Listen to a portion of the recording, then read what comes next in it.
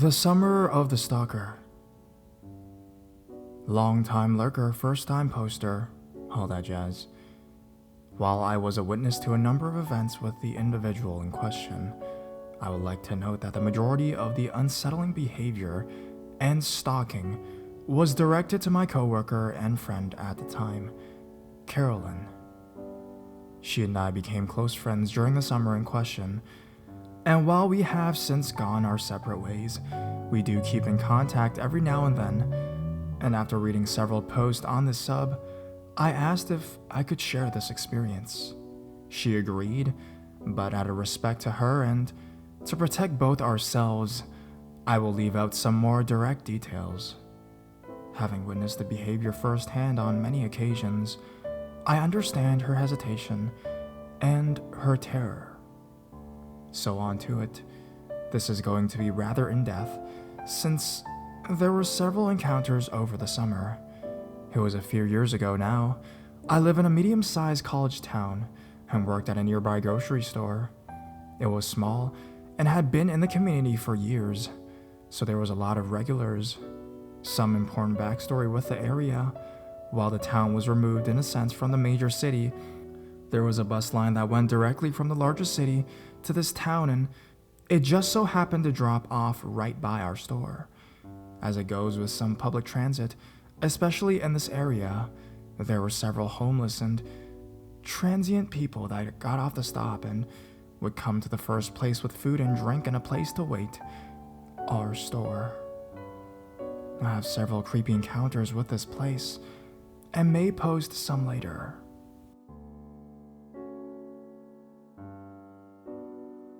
I worked at this store for almost a year and a half as a cashier, then was promoted to supervisor. Carolyn had been working there for several years before me, but we were about the same age. I am a male in my mid-20s now. Carolyn is very attractive, friendly, and vivacious woman. She was a pleasure to work with and is a good friend, but she has also attracted a lot of unwanted and unwarranted attention, especially during night shifts. Carolyn has a good head on her shoulders and is an expert at dealing with the creeps and the leering jackasses. This guy, he was a whole other story. It started in late June. I come onto a shift. I usually work closing shifts because of the school schedule, and during a tag-up meeting with the morning supervisor, Megan, I was informed to make sure I hit the break schedule. Our store was small and yet still incredibly busy with college and the local community, so we had to balance schedules and breaks and tasks really well, and things could change at any moment. We had a clipboard with the people on the front end for the day, and the estimated break schedule. It also had their in and out time. I asked Megan why I had to hide it, and she informed me that some guy had been hanging around, and she had caught him twice leaning over the register to look at the schedule. Our store had a big cafe in the front, so it wasn't uncommon for people to linger, sometimes hours at a time. This was especially true for the homeless who had nowhere else to go. As long as they weren't causing any trouble, we had no reason to kick them out. Anyways, as the night progressed, I noticed a lanky dude with incredibly thick and greasy hair sort of just wandering around.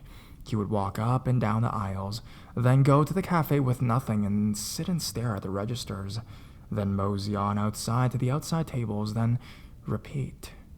After about 2 hours of this, I approached and asked if I could help him, expecting him to say no and scarper off.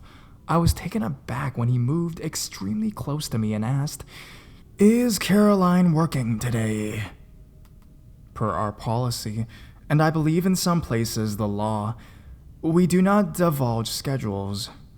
I would usually answer if they were currently there, as sometimes we worked directly with vendors and had meetings. This guy was clearly not that, and I already had a handful of people wanting to specifically stand at Carolyn's line and chat with her, leer at her, and prevent her from working. She was usually good about giving codes with the habitual creeper came in, and I would give her a task to go in the back room and count inventory.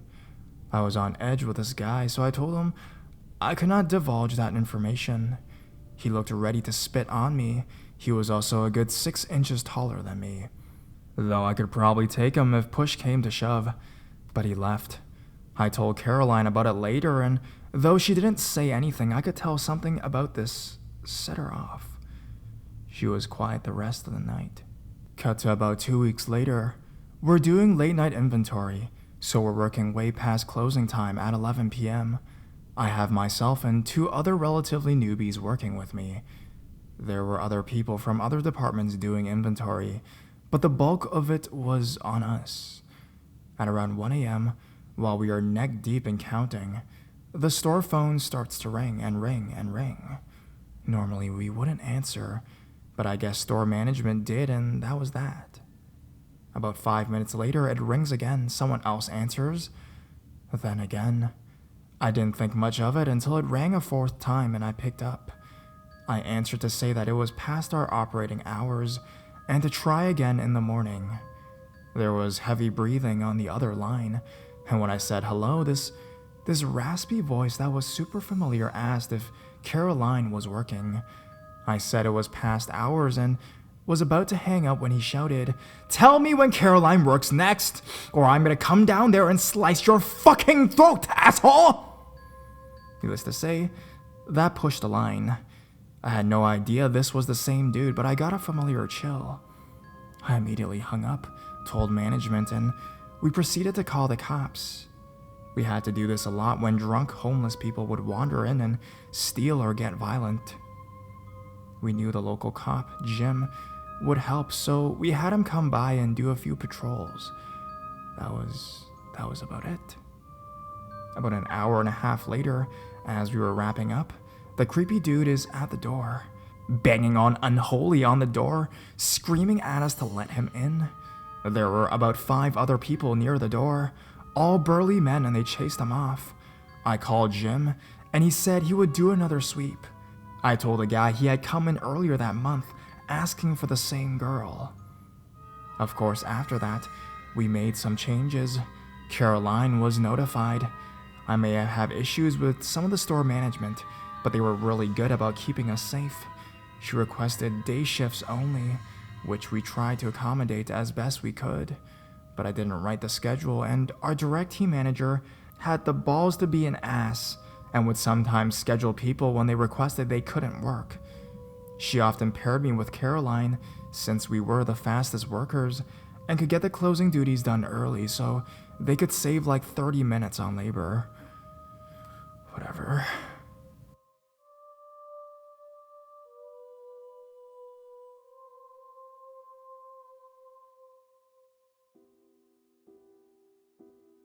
There were some other minor incidences, I guess, with him coming in, but he was quickly booted out by management. There was one incident where some dumbass on our team answered the phone and gave this dude Caroline's whole schedule for the week. We had been told not to tell the team why the guy was not allowed in, because it was private, but Caroline ended up telling them, much to the chagrin of our team manager. When that happened, he was there every day. I ended up trading some shifts with her as a cashier and not a supervisor, just so that she could get some peace. After a few months of this guy really harassing her at work by lurking and waiting for her to get off, it just kind of stopped. Really suddenly, Caroline didn't want to talk about it, and I didn't press, as even though we were close co-workers, it wasn't my business. So in about late August, she's closing with me and we're having a good time, as it was a super slow night. She offers to take care of some duties while I count drawers and close them out. A difficult and somewhat nerve-wracking process, as I had to have the drawer of money out in plain view. One of the seasoned cashiers stays on register to help any customers, while Caroline wipes down the cafe and does the normal closing duties. I, to this day, do not know what made me do what I did next, but I am partly glad I did, and partly terrified. Caroline was collecting the trash from around the front end and getting ready to take it out back. In the middle of the drawer, being out with money askew, I get this gut feeling that something isn't right. I told her to stop, and that I would take out the trash. She gave me a weird look, like I was saying she couldn't physically do it, which of course wasn't true. I just felt a sense of unease. She didn't complain. Taking out the trash to the nasty dumpsters out back wasn't like a trip to Disney World after all. I threw the money back in the drawer and locked it, and grabbed the trash to take it out back, while Caroline finished cleaning, and Jesse was on the register. The alley where the trash went was pretty fucking awful, smelled bad, and despite our best efforts, was always messy. We shared it with a few other businesses, and with the constant wave of homelessness and other things, we had frequent dumpster divers. As I was walking down the loading ramp, I heard some noises by the recycling dumpster, but figured it was a raccoon or something as the alley ended near a big ditch in Raven with a little creek. Raccoon City, really. As I'm throwing away the trash, some figure darts out into the alley and blocks off the amber glow of the sodium lamp. I look up, startled. It's this dude. He was wearing a really large hoodie despite the warm weather, and had his hands tucked into the front pocket. His head was bowed slightly, so he wasn't looking right at me, but I knew instantly who it was. I will never forget that look of hunger and malice in his eyes, like his obsession with Caroline had consumed every ounce of humanity in him and turned him sour. We hadn't had a problem in weeks, and we were all under the impression he was gone, based on things Caroline had hinted at. This guy saunters forward and asked if he can bum a cigarette. I don't smoke, and clearly would not do so on the job. Plus, I had hands filled with dripping garbage bags. He knew I knew who he was, so I don't know why he pretended to not know me. I told him he knew he was not wanted here and to leave, and that I was going to call the cops again. The movement towards me was so sudden I barely had any time to react. Pouncing forward, hands jumped out of the pocket and onto my shoulders, pushing me against the wall. His next words were throaty and pained, almost as if he was crying in anger. "Are you fucking Caroline? She's mine. Keep your fucking hands off my woman." I shouted out of fear and anger, and I guess the store manager who was in the back room heard it and came running outside. Dude bolted like a bat out of hell, down the Raven and into the creek, where we think he waded through the big pipe down to where there was a small park he could hide out in. I was so terrified and damn near had a panic attack in the back room. The store manager called the cops and told Caroline what had happened. She broke down and was sobbing uncontrollably. I called her boyfriend Ian and asked them to come get her, that she was okay to leave for the rest of the night and didn't need to finish her shift. Jim came out, did a look but couldn't come up with anything. The store leadership talked to Caroline a few days later, and I guess she didn't want to talk much about the guy. We all got the sense that something was up. I filed a report, but my boss, the crappy team manager, told me I shouldn't make another one and definitely shouldn't press charges because it could come back to bite them in the ass legally, whatever the hell she meant by that. Caroline quit soon after. I don't blame her, none of us did. Despite mine and a few other managers' best efforts, she just wasn't feeling safe at work and kept insisting that there was nothing we could do. I didn't see her for another 7 months. She pretty much disappeared off the face of the earth and online. I know this is getting super long, but there's one last thing that really nails how twisted this guy was. Eventually, while running errands in the city on my day off, I bumped into Ian while out shopping. I asked him how things were going, as we had become rather friendly from the several times he had to come in to get Caroline. He said things had been better and that Caroline was getting back to feeling safe. I didn't want to pry, but he let me in on what had been happening. Apparently, the guy was an old friend of Caroline's. He had been at a party and met Caroline and had been really friendly, almost too much so. He friended her on Facebook, and I kept rather quiet, messaging her here and there and wanting to chat. She made it clear that she was dating someone, and he seemed to ignore this and quickly got more aggressive in wanting to just hang out with her. Caroline didn't want to cause any problems with their mutual friend, so she didn't unfriend this guy, but did do what she could to turn off chat so he couldn't bug her constantly. She tried to prevent him from contacting her without unfriending him, as she was sure this would really set him off.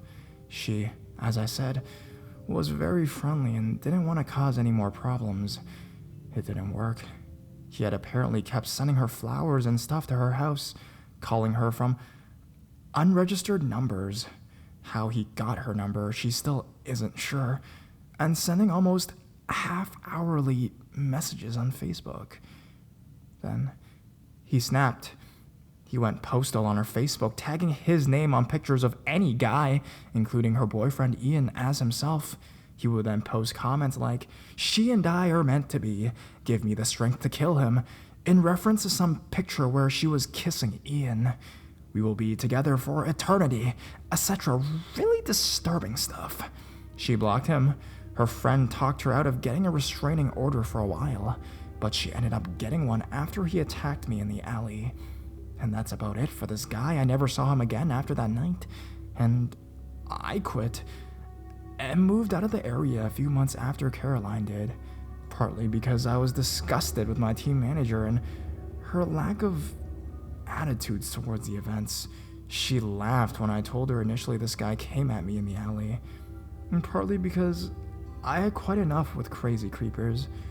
I visit that store now and then and to see some old friends, and I hope I never see that disgusting guy ever again.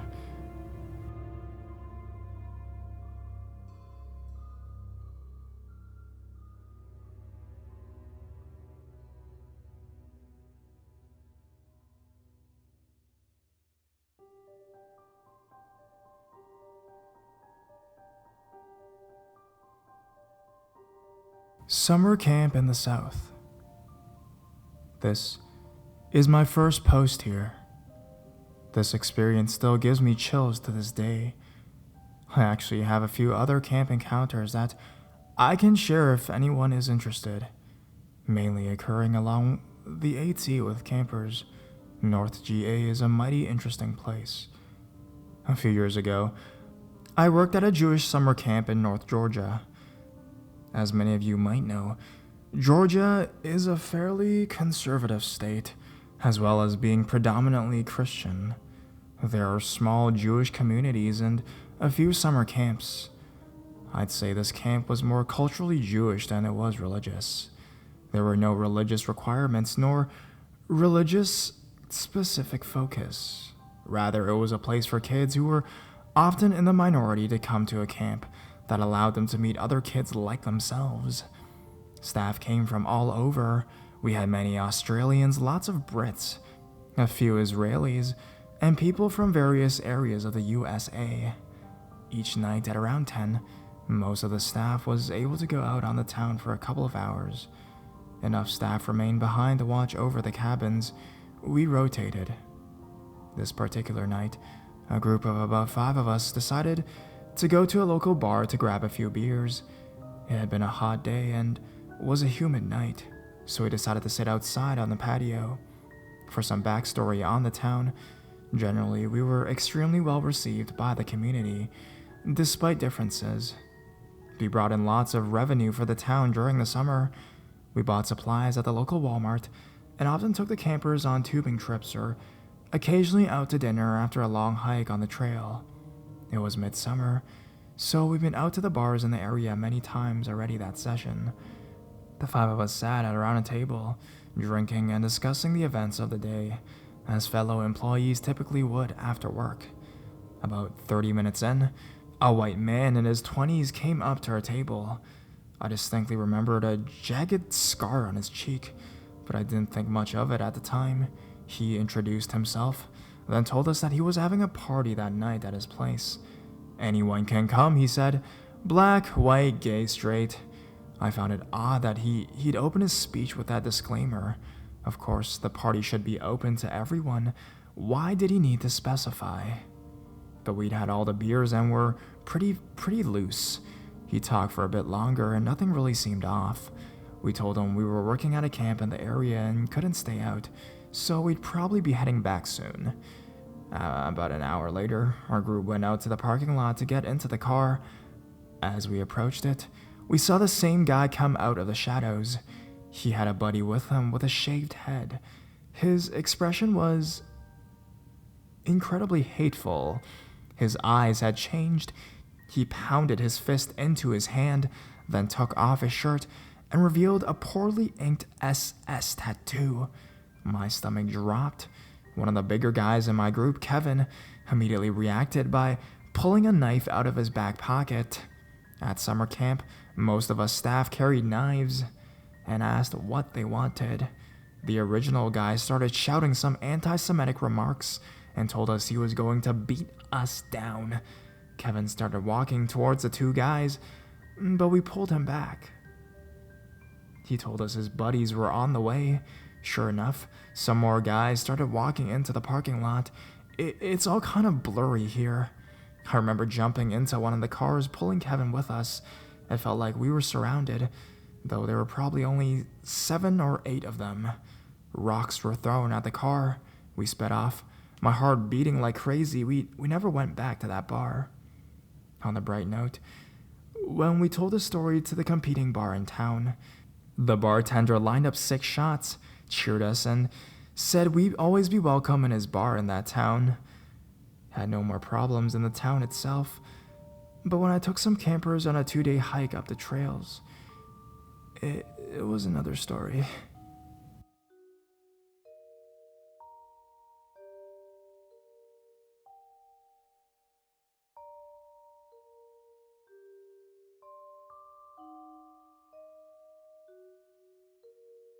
The worst summer of my life. Hello. Just discovered this subreddit yesterday and decided to share my own story. This happened last summer and started pretty much a year ago. I am a guy who spends a lot of time in front of my computer, probably too much. And my room back at my parents' place has a big window facing the road in front of the house. My computer is located next to the window, and when I'm sitting by it, I have that window to my right side. This means that if someone walks past the house, they can see me by the computer, and I often tend to look out the window whenever I see someone walking past in the corner of my eye. No big deal, right? So this all started when I noticed this woman, somewhere in her 20s, maybe early 30s, walking by quite often, as in 5 to 10 times per day. No big deal, of course. She probably just lives nearby, I thought, which I later found out she did. This woman has a very uncomfortable look to her. It didn't look like she had a shower in a while, and she had this extreme smile to her face constantly, as if someone had stapled her face into that expression. I didn't think too much about it, until I noticed that she started to make eye contact with me. Since she walked by my window so often, I often caught her in the corner of my eye and unintentionally looked at her. Every time she got eye contact, she would start giggling and laughing uncontrollably. This went on for a week or 2. I just thought she was mentally ill or something, and didn't think much about it. Then one day, she walked past an insane amount of times, as in 15 to 20 times in a couple of hours, and each time she was constantly looking into my window when walking by. This is when I started getting uncomfortable. After unintentionally getting eye contact again, I quickly turned my eyes to the computer again, only to see in the corner of my eye that she has stopped, standing outside my window and looking right at me, laughing uncontrollably with her creepy smile on her face. I quickly pulled the curtains and tried to ignore it when I hear the doorbell. I open the door and there she is. I'm home alone and starting to get some very serious creeps. I was at the time babysitting my friend's poodle and pick it up to use it as some kind of protection. I say hi, and she responds with a very, very happy, "Hello!" She then says, "Now it's your turn." I have no idea what she wants, and only responds with, "Okay." She then starts laughing a lot, As in, she just heard the best joke of her entire life. I start panicking and shut the door after quickly telling her to leave. I tell my parents when they come home, and it turns out that this woman is an old student of my mother's. She says that she is mentally ill and that I shouldn't worry. She is nice. Her visits outside my window continues every day, and I tell my parents again that I feel uncomfortable. They then try to talk to her to see what's up.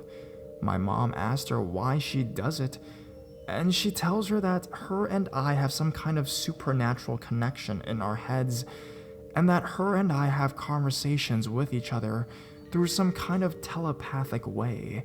We are made for each other and madly in love.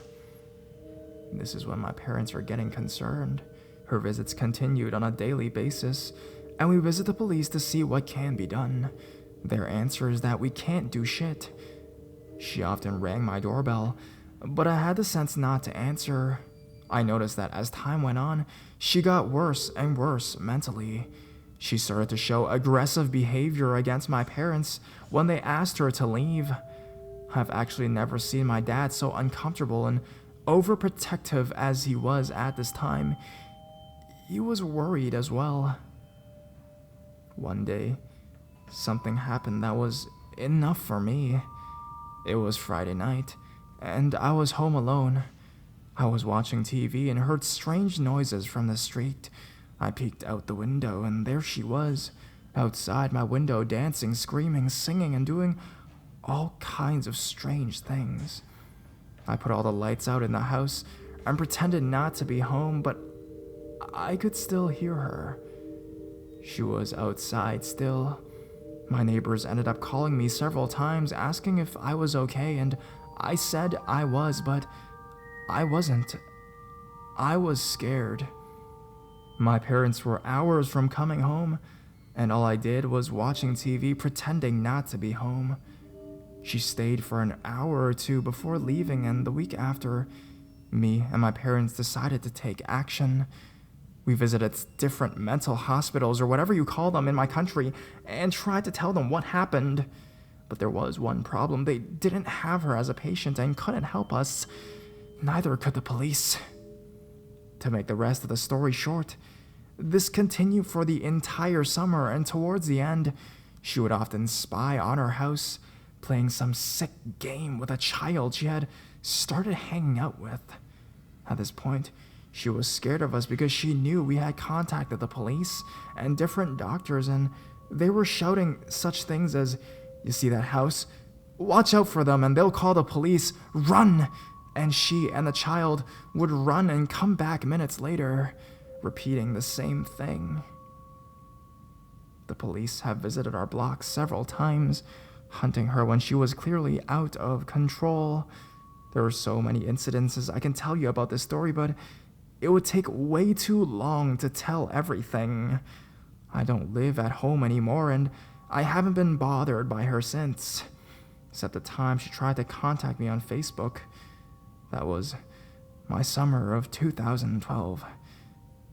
Not the best of my life.